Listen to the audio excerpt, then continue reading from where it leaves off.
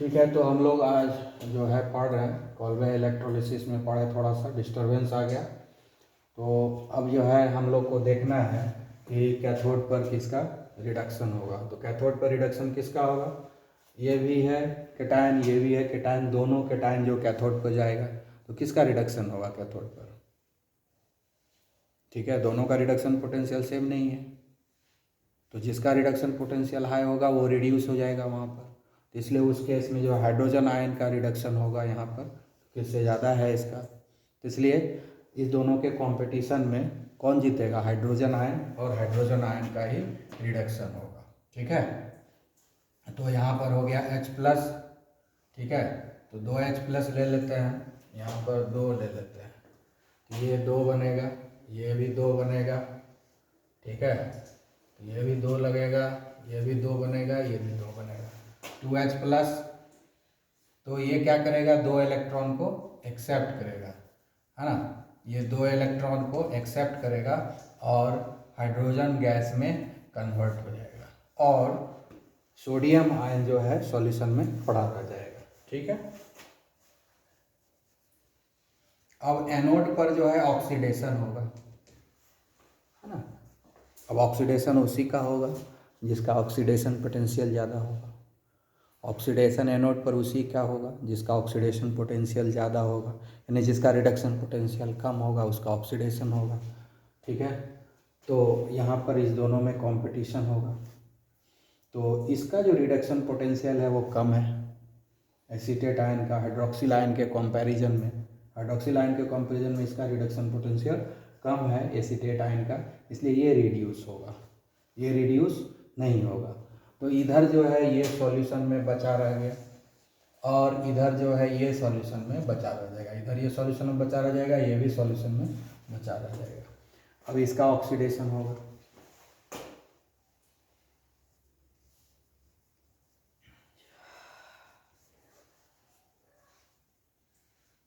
अब इसका रिडक्शन होगा तो ये क्या करेगा, 2 इलेक्ट्रॉन, है ना। कैसे अब समझ लेते हैं जरा, इस पर वो है तो 2 2 2, है ना, 2 2 4 हुआ 6 8 हो गया। इतना लोन पेयर है, वहाँ हम दिखाए नहीं है, इतना लोन पेयर है ऑलरेडी उसके पास। तो ये क्या करेगा, यहाँ 2 इलेक्ट्रॉन ये एक्सेप्ट किया है तो इसको 2 इलेक्ट्रॉन एक्सेप्ट करना पड़ेगा, 2 इलेक्ट्रॉन को लॉस करना पड़ेगा।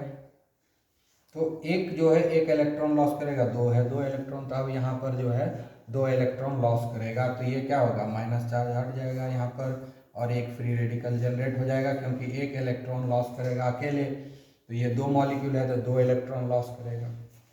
ठीक है, तो हम यहाँ पर दिखा देते हैं कि 2 इलेक्ट्रॉन लॉस किया, इसको हम ऐसे भी दिखा सकते हैं। ठीक है, कि 2 इलेक्ट्रॉन ये एक्सेप्ट किया, ऐसे भी लिख सकते हैं। यहाँ पर हम 2 इलेक्ट्रॉन को लॉस करा रहे हैं, 2 इलेक्ट्रॉन लॉस हो गया, एक दो दो दो जो है मॉलिक्यूल है यहाँ पर, एक मॉलिक्यूल 1 इलेक्ट्रॉन लॉस करेगा, 2 मॉलिक्यूल 2, जैसे 1 इलेक्ट्रॉन लॉस करेगा नेगेटिव चार्ज हो जाएगा, एक फ्री रेडिकल बचा रहेगा, तो हमारे पास बचेगा CH3 बॉन्ड O,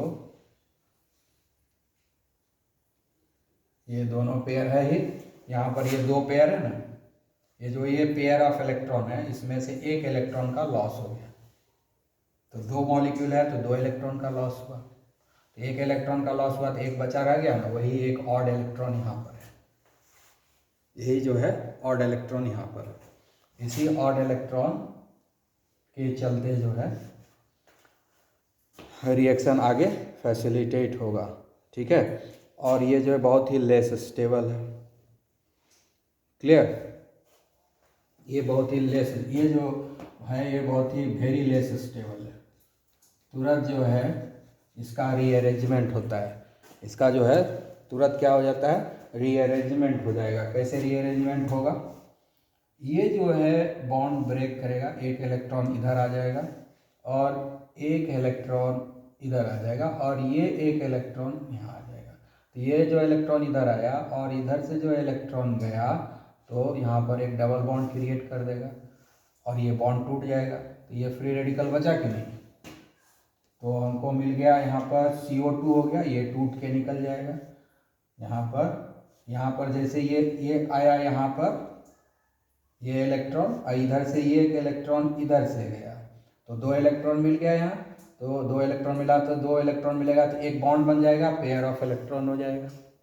तो यहाँ पर पेयर ऑफ इलेक्ट्रॉन होगा तो एक और बॉन्ड बन जाएगा, तो CO2 मॉलिक्यूल बन गया कि नहीं, तो CO2 बन के निकल गया यहाँ पर, और 2 जो है फ्री रेडिकल मिल गया। यहाँ मिथाइल फ्री रेडिकल मिल गया, एक यहाँ पर आ गया, तो मिथाइल फ्री रेडिकल। अब ये दोनों मिथाइल फ्री रेडिकल आपस में जुड़ जाएगा,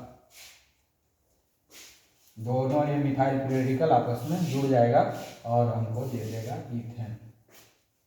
तो हम लोग एसिटिक एसिड जो है इथेनॉइक एसिड से ईथेन बना है, इथेनॉइक एसिड से क्या बना दिए, ईथेन बना दिए, कॉल्वे प्रोसेस ऑफ इलेक्ट्रोलिसिस से।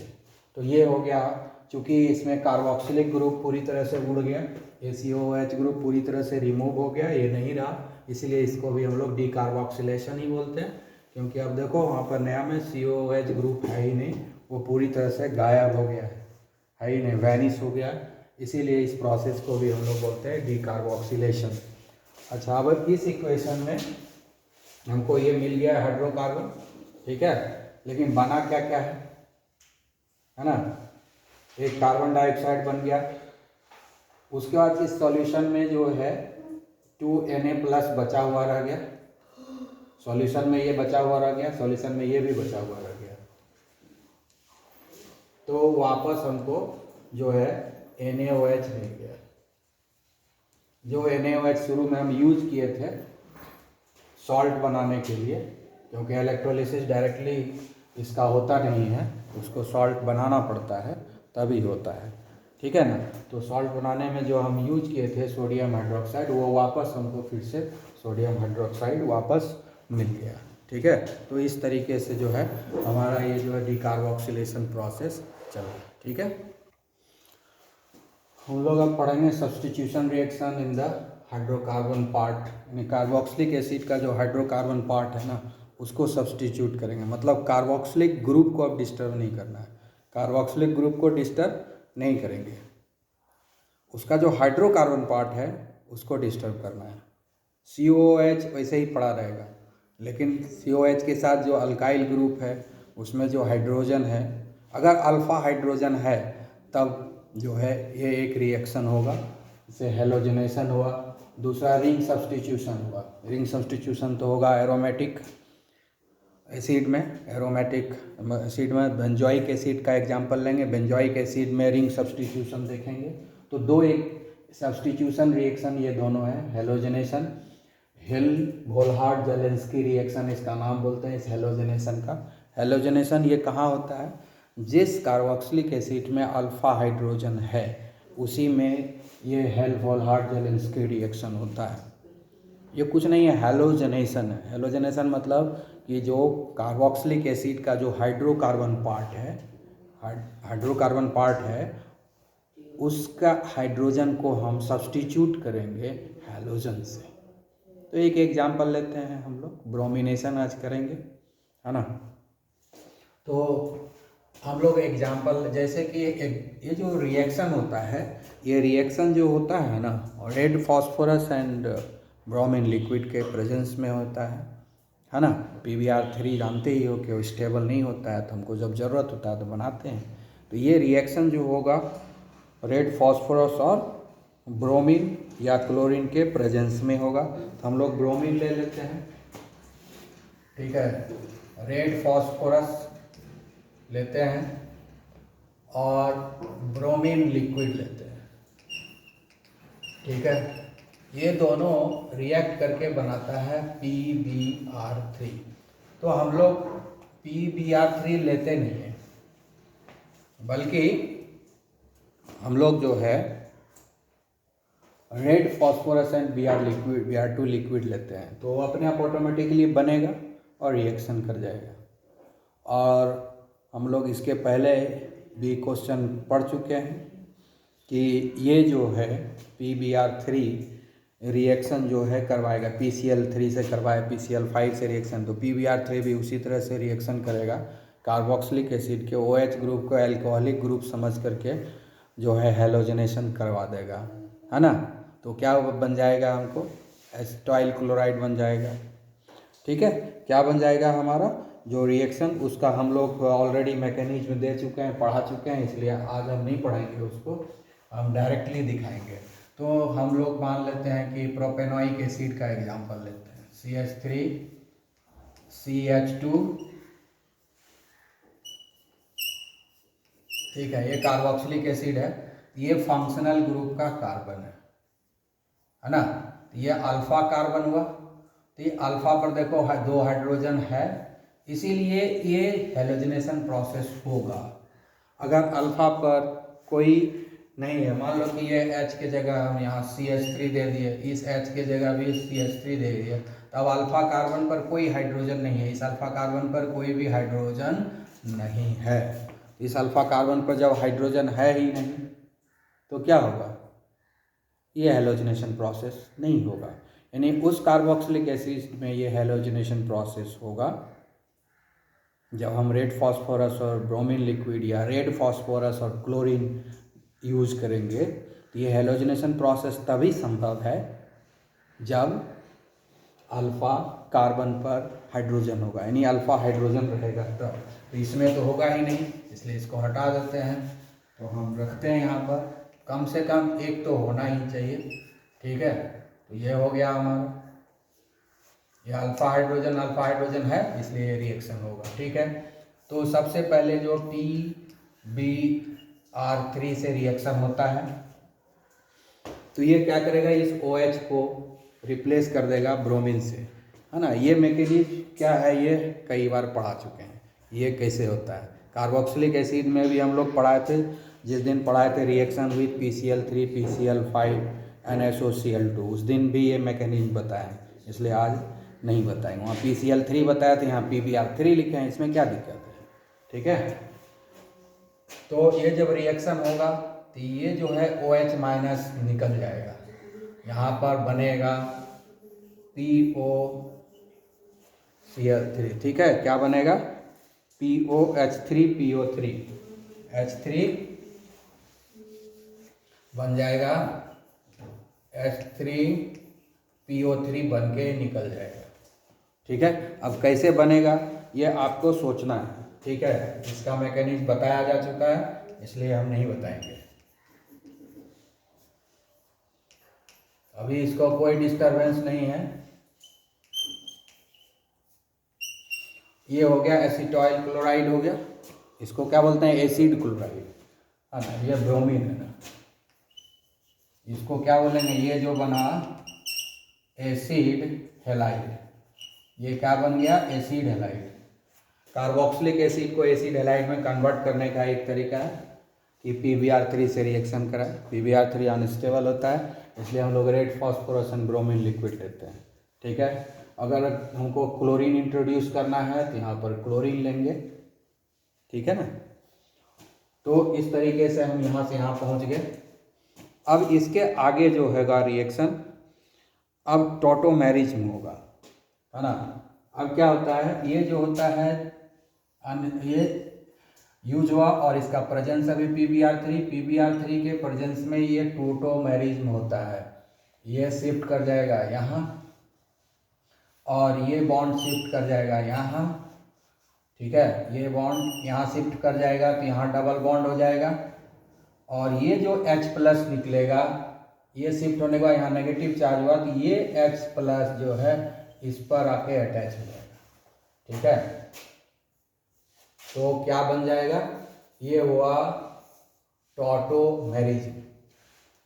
ये क्या हो गया, कीटोइनॉल टॉटोमेरिज्म, कीटोइनॉल टॉटोमेरिज्म।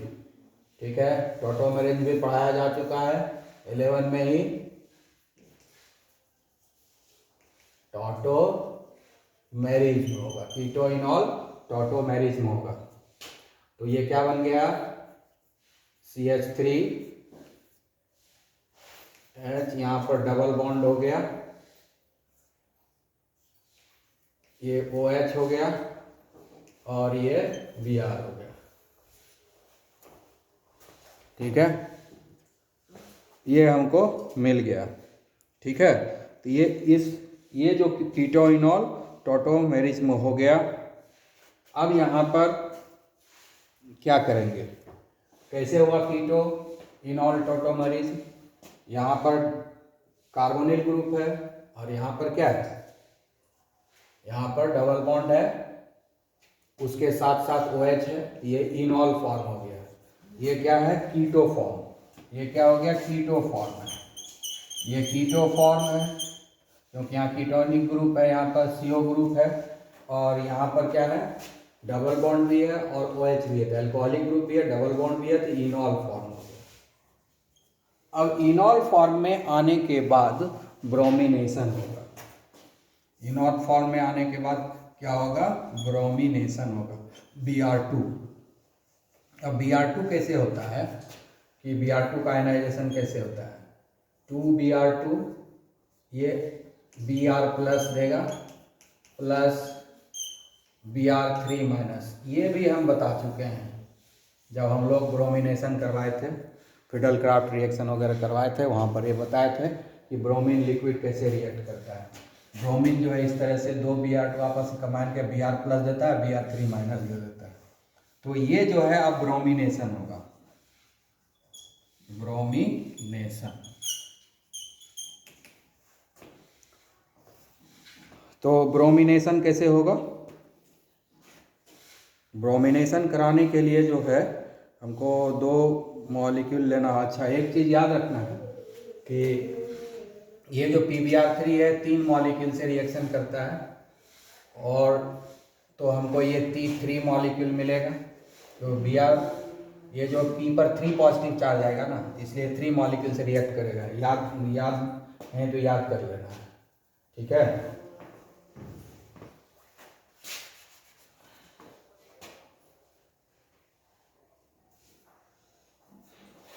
तो ये भी 3 मॉलिक्यूल होगा, तो अभी बनेगा भी ये 3 मॉलिक्यूल।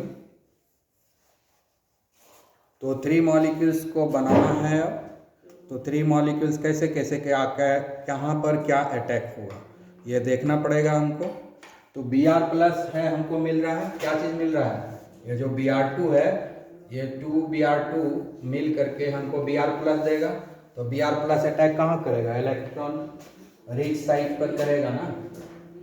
तो इलेक्ट्रॉन रिच साइड करना पड़ेगा तभी तो होगा, है ना। तो इलेक्ट्रॉन रिच साइड पर कैसे आएगा,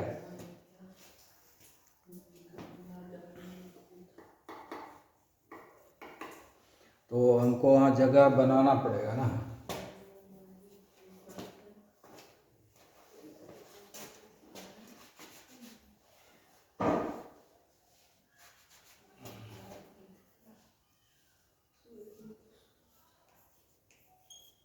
ठीक है, ठीक है, इसको भी बॉन्ड बना देते हैं। बॉन्ड है तो ये क्या होगा, ये बॉन्ड जो है यहाँ शिफ्ट होगा, तो डबल बॉन्ड। और फिर ये जब यहाँ डबल बॉन्ड अगल बगल हो जाएगा तो यहाँ अनस्टेबल हो जाएगा, ये फिर यहाँ शिफ्ट होगा ये बॉन्ड, तो इस कार्बन पर नेगेटिव चार्ज आ जाएगा, तो Br प्लस जो है यहाँ अटैक कर देगा और ये H प्लस निकल जाएगा। ठीक है, क्या निकल जाएगा, H प्लस निकल जाएगा। ठीक है, ये H प्लस यहाँ निकल जाएगा।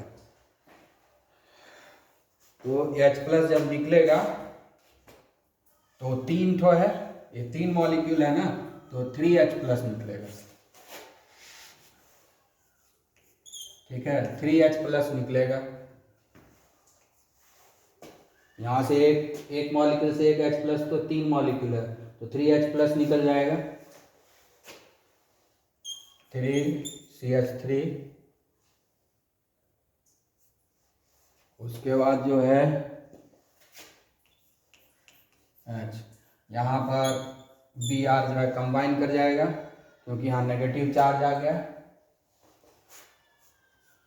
और यहाँ पर डबल बॉन्ड हो गया है, यहाँ ये आया डबल बॉन्ड और ये Br है ही। ठीक है, तो देखो CH3 ये हाइड्रोजन हट गया, इस प्रोसेस को और रिपीट कर देंगे तो इसको भी हम रिप्लेस कर सकते हैं। तो ये हो गया alpha bromo propionic acid, alpha bromo propionic, ठीक है कि नहीं। तो अब इसके बाद इसका हम हाइड्रोलिसिस करा देंगे। अब इसके बाद क्या करेंगे हम लोग, हाइड्रोलिसिस कराएंगे।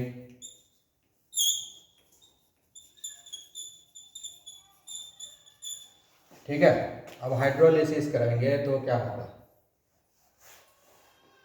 ठीक है। हाइड्रोलिसिस होता है तो क्या होता है, हेलोजन ग्रुप जो है OH ग्रुप से रिप्लेस कर जाता है। तो ये हाइड्रोलिसिस प्रोसेस भी है, का मैकेनिज्म भी हम पहले बता चुके हैं, तो इसका भी मैकेनिज्म नहीं बताएंगे, डायरेक्ट जो है हम बता रहे हैं कि ये टूट के निकल जाएगा और इसका OH ग्रुप जो है आके रिप्लेस कर देगा, ठीक है ना। न्यूक्लियोफिलिक सब्स्टिट्यूशन रिएक्शन होगा, न्यूक्लियोफिलिक सब्स्टिट्यूशन रिएक्शन होगा।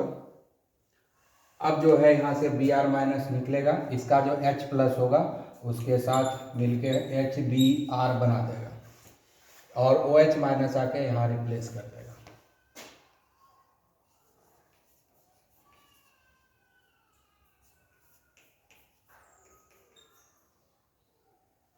ये तो Br हो गया है ना, ठीक है। ये हो गया हमारा अल्फा ब्रोमो प्रोपेनाइक एसिड। यह क्या हो गया, अल्फा ब्रोमो प्रोपेनाइक एसिड, ठीक है, अल्फा ब्रोमो प्रोपेनाइक एसिड। तो प्रोपेनाइक एसिड क्या है, को हम अल्फा ब्रोमो प्रोपेनाइक एसिड, इसी को बोलते हैं हम लोग हैलोजनेशन। तो जिसमें अल्फा हाइड्रोजन रहेगा उसी में होगा। तो इसमें कई मैकेनिज्म है, वो सारे मैकेनिज्म आपको दिमाग में रखना है। एक मैकेनिज्म है जिससे इसमें जो कन्वर्ट हुआ वो मैकेनिज्म है। उसके बाद जो इसका हाइड्रोलिसिस हुआ इसमें, इसका भी मैकेनिज्म है। न्यूक्लियोफिलिक सब्स्टिट्यूशन होता है वाटर से, ठीक है। ये जो H प्लस यहाँ निकला, फिर ये Br3 से कंबाइन करके HBr में कन्वर्ट हो जाएगा, है ना। 3H प्लस है, इससे कंबाइन कर जाएगा। यहाँ जो 3H प्लस निकला और वहाँ पर Br3 माइनस है, इससे कंबाइन करके जो है HBr बन जाएगा। और ऐसे भी दिखा सकते हैं, कोई ज़रूरी नहीं कि 3 हम यहाँ, और साथ में फिर ब्रोमीन लिक्विड भी थोड़ा बहुत जनरेट हो सकता है, ठीक है ना। तो हम लोग जो है HBr बना लेंगे, 3HBr बन जाएगा। तो इस तरीके से हमारा रिएक्शन जो है कंप्लीट हो गया। ये नहीं भी लिखेंगे तो कोई दिक्कत नहीं, इसको लिखना जरूरी नहीं है। अब जो हम ये सब जगह 3 दे दिए हैं, ये 3 दे दिए, ये भी लिखना ज़रूरी नहीं है, क्योंकि ऑर्गेनिक रिएक्शन में यहाँ तो बैलेंस करना नहीं पड़ता है, इसलिए वो सब लिखना जरूरी नहीं। क्या प्रोडक्ट बना है वो सिर्फ लिख रहा है, ठीक है। तो ये हो गया हमारा पहला सब्स्टिट्यूशन रिएक्शन, जिसको हैलोजनेशन बोलते हैं, हेल्महोल्ट्ज़-जेलेंस्की रिएक्शन। ये रिएक्शन तभी होता है जब किसी कार्बोक्सिलिक एसिड में अल्फा हाइड्रोजन रहता है। अगर अल्फा हाइड्रोजन नहीं है तो ये रिएक्शन नहीं होगा। अब जो है नेक्स्ट रिएक्शन है हमारा रिंग सब्स्टिट्यूशन रिएक्शन, अब उसको पढ़ेंगे, ठीक है। तो अब हम लोग पढ़ेंगे रिंग सब्स्टिट्यूशन। तो रिंग सब्स्टिट्यूशन मतलब क्या हो गया कि हम लोग जो है बेंजोइक एसिड लेंगे, तभी तो रिंग सब्स्टिट्यूशन दिखाएंगे ना। तो ये हो गया हमारा बेंजोइक एसिड,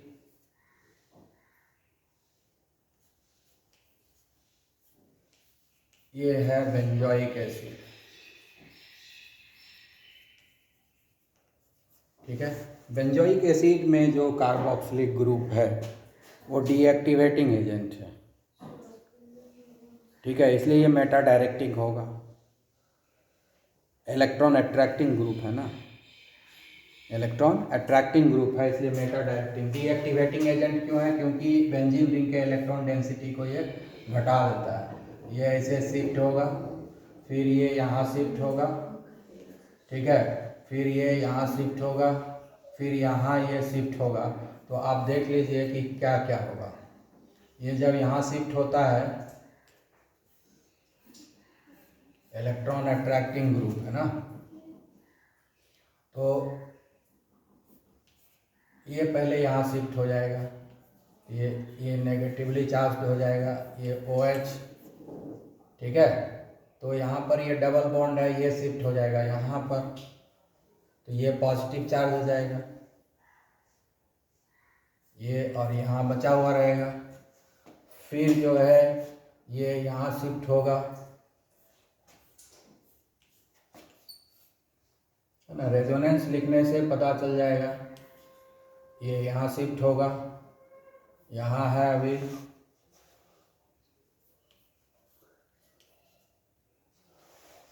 रिंग सब्स्टिट्यूशन पढ़ रहे हैं हम लोग। क्या पढ़ रहे हैं? रिंग सब्स्टिट्यूशन, रिंग सब्स्टिट्यूशन इन कार्बोक्सिलिक एसिड। ये नेगेटिव चार्ज हुआ, ये OH है, तो अब ये हो गया। अब उसके बाद जो है ये यहाँ शिफ्ट हुआ,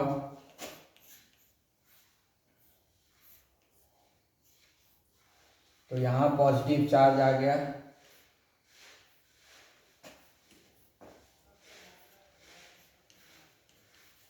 ठीक है।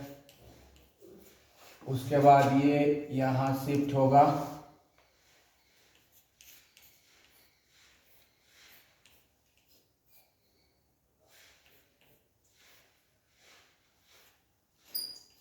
तो ये जो है यहाँ शिफ्ट हो जाएगा। अब देखिए, ये सारा रेजोनेटिंग स्ट्रक्चर हमने लिख दिया है। देख, ऑर्थो पोजीशन पर पॉजिटिव चार्ज आ रहा है, पैरा पोजीशन पर आ रहा है, ऑर्थो पर आ रहा है। दोनों ऑर्थो और दोनों पैरा पोजीशन पर पॉजिटिव चार्ज आ रहा है, इसलिए न्यूक्लियोफिलिक सब्स्टिट्यूशन तो संभव ही नहीं है ऑर्थो एंड पैरा पोजीशन पर, क्योंकि ये जो इलेक्ट्रोफाइल है, इलेक्ट्रोफिलिक सब्स्टिट्यूशन इसमें जो है संभव नहीं हो पाएगा ऑर्थो एंड पैरा पोजीशन पर, क्योंकि वहाँ पर तो इलेक्ट्रॉन डेंसिटी घट चुका है ना। इलेक्ट्रोफिलिक सब्स्टिट्यूशन रिएक्शन बहुत मुश्किल है रिंग में, क्योंकि COOH ग्रुप जो है इलेक्ट्रॉन अट्रैक्टिंग ग्रुप है, तो इसके लिए क्या किया, वो इलेक्ट्रॉन डेंसिटी को घटा दिया। बेंजीन रिंग पर पॉजिटिव चार्ज, बेंजीन रिंग पर पॉजिटिव चार्ज, बेंजीन रिंग पर पॉजिटिव चार्ज। किसी चीज़ पर पॉजिटिव चार्ज कब डेवलप होता है? जब उसका इलेक्ट्रॉन डेंसिटी डिक्रीज होता है।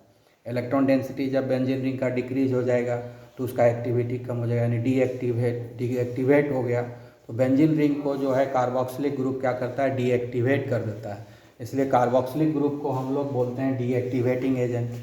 इसकी रिएक्टिविटी कम हो जाती है ना। कार्बोक्सिलिक एसिड आने के कारण जो है ऑर्थो एंड पैरा पोजीशन पर जो है डीएक्टिवेट कर देता है। तो अब क्या हुआ कि ऑर्थो एंड पैरा पोजीशन का इलेक्ट्रॉन डेंसिटी को तो कम कर दिया, दोनों ऑर्थो का इलेक्ट्रॉन डेंसिटी घटा दिया और पैरा का भी हटा दिया। तो ऑर्थो एंड पैरा पोजीशन पर इलेक्ट्रॉन डेंसिटी घट गया, तो ऑर्थो एंड पैरा पर तो कोई भी रिंग सब्स्टिट्यूशन नहीं होगा, कोई भी इलेक्ट्रोफिलिक सब्स्टिट्यूशन नहीं होगा, ठीक है। तो कहाँ पर होगा? हाँ, एक चीज़ का ध्यान रखना है यहाँ पर। देखिए मेटा, ये दोनों मेटा है, ये मेटा है दोनों। इस मेटा का इलेक्ट्रॉन डेंसिटी में कोई चेंज नहीं है, ना तो पॉजिटिव है ना तो नेगेटिव है, ना तो पॉजिटिव है ना तो नेगेटिव है, यानी मेटा पोजीशन का इलेक्ट्रॉन डेंसिटी मेंटेन रहता है। इसलिए जो इनकमिंग इलेक्ट्रोफाइल होगा वो मेटा पोजीशन पर अटैक करेगा। इनकमिंग इलेक्ट्रोफाइल जो होगा वो कहाँ अटैक करेगा? मेटा पोजीशन पर अटैक करेगा। इसलिए हम लोग बोलते हैं कार्बोक्सिलिक ग्रुप जो है डीएक्टिवेटिंग एजेंट है, इसीलिए ये मेटा डायरेक्टिंग है। कार्बोक्सिलिक ग्रुप जो है ऑर्थो पैरा डायरेक्टिंग नहीं है, क्या है? मेटा डायरेक्टिंग है। इसलिए जो इलेक्ट्रोफाइल आएगा वो कहाँ पर अटैच होगा? मेटा पोजीशन पर अटैच हो जाएगा, ठीक है। तो हम लोग तो बहुत सारे इलेक्ट्रोफाइल के बारे में बात किए, उसमें से सब आएगा, इसमें एक रिएक्शन नहीं होगा। और एक चीज़ याद रखना है कि फ्रीडल क्राफ्ट रिएक्शन नहीं होगा, FC reaction, Friedel craft reaction जो है नहीं होगा। Friedel craft reaction benzoic acid के साथ संभव नहीं है। क्यों नहीं संभव है? एक तो कार्बोक्सिलिक ग्रुप जो है डीएक्टिवेटिंग एजेंट है, तो ये डीएक्टिवेट हो गया। दूसरा चीज़, फ्रीडल क्राफ्ट में कैटलिस्ट के रूप में हम लोग एनहाइड्रस AlCl3 देते हैं, एनहाइड्रस AlCl3 यूज करते हैं, जो कि लुईस एसिड है और ये कार्बोक्सिलिक ग्रुप के साथ कंबाइन करके सॉल्ट बना लेगा। दो रीजन है फ्रीडल क्राफ्ट रिएक्शन ये बेंजोइक एसिड क्यों नहीं देगा। बेंजोइक एसिड इसलिए नहीं देगा, यानी ये जो है और कार्बोक्सिलिक एसिड बेंजोइक एसिड क्यों नहीं देगा फ्रीडल क्राफ्ट रिएक्शन, क्योंकि फ्रीडल क्राफ्ट रिएक्शन में हम लोग AlCl3 कैटलिस्ट के रूप में यूज करते हैं। ये जो AlCl3 है ये लुईस एसिड है, ये कार्बोक्सिलिक ग्रुप के साथ कंबाइन करके सॉल्ट बना लेता है। तो जब सॉल्ट बना लेगा तो फिर तो रिंग सब्स्टिट्यूशन नहीं होगा, क्योंकि कार्बोक्सिलिक ग्रुप का एक्टिविटी को ये सप्रेस कर देगा, तो उसके बाद रिंग सब्स्टिट्यूशन नहीं होगा। तो दो रीज़न है, एक तो बेंजीन का एक्टिविटी कम हो जाता है और दूसरा ये AlCl3 जो है उसको कंबाइन कर जाता है कार्बोक्सिलिक ग्रुप के साथ ही। इसीलिए फ्रीडल क्राफ्ट रिएक्शन जो है, Friedel craft alkylation, Friedel Crafts acylation, Friedel craft halogenation, ये सब कुछ भी संभव नहीं है। फ्रीडल क्राफ्ट टोटल जो है गायब हो जाएगा, क्योंकि बिना AlCl3 के, बिना FeCl3 के तो फ्रीडल क्राफ्ट रिएक्शन होगा नहीं। और वो जो है लुईस एसिड है वो कार्बोक्सिलिक ग्रुप से रिएक्ट करेगा ही, सॉल्ट बनाएगा ही, इसलिए फ्रीडल क्राफ्ट रिएक्शन संभव नहीं है इसके साथ। ये बात को याद रखना है, फ्रीडल क्राफ्ट रिएक्शन छोड़ करके बाकी सारे रिएक्शन जो है वो हो जाएगा। और बाकी जो रिएक्शन होगा वो कहाँ करेगा, मेटा पर कंबाइन करेगा। पूरा मैकेनिज्म तो हम बताएंगे नहीं। तो अगर नाइट्रेशन करवाना है तो जैसे कि नाइट्रेशन करवाना है, तो नाइट्रेशन कराने के लिए हम लोग क्या लेते हैं, कॉन्सनट्रेटेड HNO3 लेते हैं और H2SO4 लेते हैं। ठीक है, ये दोनों मिल करके हमको क्या देता है, ये दोनों मिल करके क्या देता है, Na2+ देता है। ठीक है, तो वो कहाँ अटैक करेगा, मेटा पर ही अटैक करेगा, क्योंकि मेटा पर इलेक्ट्रॉन डेंसिटी है। इसलिए जब कार्बोक्सिलिक ग्रुप होगा, इस तरह का मैकेनिज्म तो हमने बहुत बार बता चुके हैं, इसलिए हम बताएंगे नहीं। तो ये जो NO2+ आएगा, ये जो इलेक्ट्रोफाइल आएगा, ये ऑर्थो पर अटैक नहीं करेगा, क्योंकि यहाँ पॉजिटिव है, रिपल्सन होगा। ऑर्थो पर पॉजिटिव है, रिपल्सन होगा। पैरा पर पॉजिटिव है, रिपल्सन होगा। कहाँ अटैक करेगा, इस दोनों मेटा पर, क्योंकि ना तो नेगेटिव है ना पॉजिटिव है, वहाँ इलेक्ट्रॉन डेंसिटी मेंटेन है, जितना पहले था उतना ही अभी भी है। इसलिए मेटा नाइट्रोबेंजीन बनेगा, मेटा नाइट्रोबेंजीन बोलते हैं, मेटा नाइट्रो बेंजोइक एसिड बनेगा। तो मेटा पोजीशन पर जो है NO2 ग्रुप आ जाएगा, क्योंकि इसीलिए इसको हम मेटा डायरेक्टिंग बोलते हैं। ठीक है, उसी तरह से जो है हम दूसरा ले लेते हैं, हेलोजनेशन कराएंगे तो Br2 + FeBr2 लेते हैं। ठीक है, तो क्या बन जाएगा, ये FeBr3 लेंगे तो क्या बन जाएगा, यहाँ पर हमको देगा Br+ देगा इलेक्ट्रोफाइल, और साथ में बनेगा FeBr3-। ठीक है, तो ये जो Br+ है वो कहाँ अटैक करेगा, तो इसी तरह से जो है NO2+ के जगह पर हम लोग ब्रोमिनेशन करेंगे तो Br+ आएगा, ये मेटा पोजीशन पर ही अटैक करेगा। तो हमेशा जो है मेटा ही देगा, ortho bromo benzoic acid, ortho nitro benzoic acid. तो फ्रीडल क्राफ्ट रिएक्शन छोड़ करके बाकी सारा रिंग सब्स्टिट्यूशन रिएक्शन देगा, लेकिन मेटा डायरेक्टिंग होगा, मेटा पोजीशन पर सब्स्टिट्यूशन होगा, ऑर्थो एंड पैरा पर सब्स्टिट्यूशन नहीं होगा। ठीक है, इस तरीके से आज जो ये कार्बोक्सिलिक एसिड का सारे टॉपिक्स को हम कंप्लीट कर रहे हैं। So end of the chapter. Okay, have a nice day.